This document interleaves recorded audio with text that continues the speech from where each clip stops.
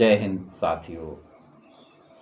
मैं अपने चैनल पर आप सबों का हार्दिक अभिनंदन करता हूँ। आज मैं आप सबों के समक्ष पंजाब में संपन्न हुए निकाय चुनाव पर कुछ परिचर्चा करना चाहता हूँ और इस निकाय के चुनाव ने पंजाब की राजनीति को कौन सी दिशा देगी, कैसी दिशा देगी, कितना महत्वपूर्ण होगा यह चुनाव, जो पंजाब की जनता के बीच में यह चुनाव अपना एक प्रभाव छोड़ा है, उसी के ऊपर मैं चर्चा करना चाहता हूँ।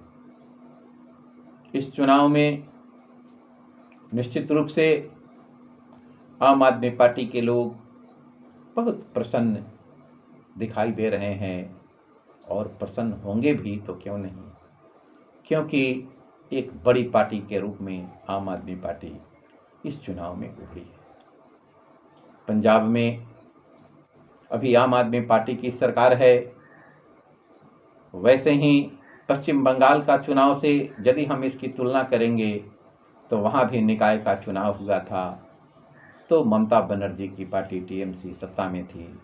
उस समय लगभग पश्चिम बंगाल के 75% सीटों पर टीएमसी की जीत हुई थी। आम आदमी पार्टी की जो यह जीत है, 1977 सदस्यीय इस निकाय के सदस्यों में से 945 सदस्य ही जीत करके गए हैं, यानी कि यह पूरे का लगभग 48% ही होता है। कांग्रेस पार्टी के लोग भी अपने पीठ को थपथपाने में कहीं से पीछे नहीं। उनको भी लगता है कि मैं इस चुनाव में बहुत आगे बढ़ गया। इस चुनाव में निश्चित रूप से शिरोमणि अकाली दल को पंजाब की जनता ने वेंटिलेटर पर ला दिया, क्योंकि पंजाब के लोगों के दिलों में राज करने वाला शिरोमणि अकाली दल एक समय था कि पंजाब के अंदर सत्ता में होती थी और उसका एक अपना विशेष दबदबा होता था। इस चुनाव में भारतीय जनता पार्टी, जो पिछले निकाय चुनाव जो संपन्न हुए थे, तब उस समय कांग्रेस पार्टी की सरकार हुआ करती थी। उस समय कांग्रेस पार्टी वहाँ पर 1199 सीटें जीत करके आई थी। लेकिन क्या हुआ विधानसभा के चुनाव में, वह आपके सामने है। पंजाब की सत्ता से उठे ऐसे उखाड़ फेंका पंजाब की जनता ने, जैसे लोग अपने घरों से दूध से मक्खी को निकाल करके फेंकता है, उस प्रकार से पंजाब के लोगों ने कांग्रेस पार्टी को सत्ता से बाहर किया। भारतीय जनता पार्टी की सदस्यों की संख्या पिछले निकाय चुनाव में 38 हुआ करती थी। इस बार वह अपने बूते पर इस चुनाव में 173 सदस्य उसका जीतना निश्चित रूप से एक भारतीय जनता पार्टी के लिए प्रेरणा के स्रोत के रूप में काम करेगा, क्योंकि भारतीय जनता पार्टी ने अपने सदस्यों की संख्या को कहीं 4 गुना बढ़ाया है। निश्चित रूप से उसके लिए यह कैटलिस्ट के रूप में काम करेगा। रही बात आम आदमी पार्टी के नेताओं का, तो मैं यह बात निधड़क कहूँगा, निश्चित रूप से कहूँगा कि आप इन चीज़ों के ऊपर गहनतापूर्वक विचार कीजिए।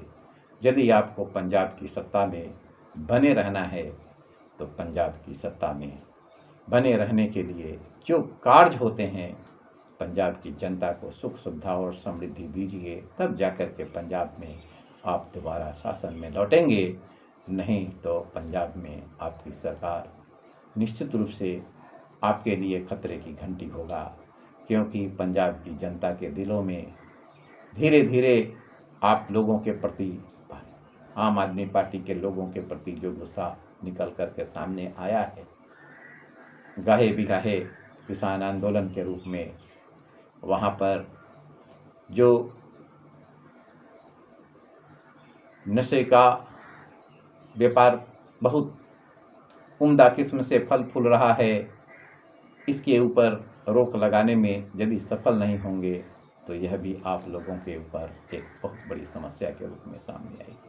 पंजाब के अंदर सड़क भी एक बहुत बड़ी समस्या बनी हुई है उसके ऊपर भी जो है सो आपको अंकुश लगाना है। पंजाब हमेशा से वहाँ पर उग्रवाद और आतंकवाद का केंद्र रहा है, वह भी वहाँ किसी भी तरीके से फले फूले नहीं। इसके ऊपर भी प्रतिबंध लगाना आवश्यक है।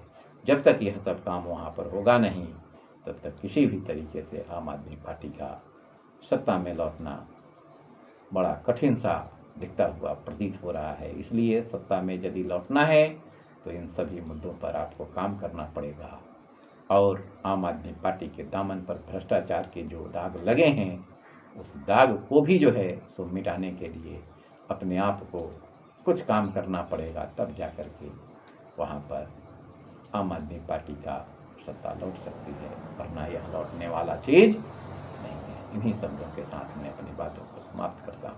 जय हिंद।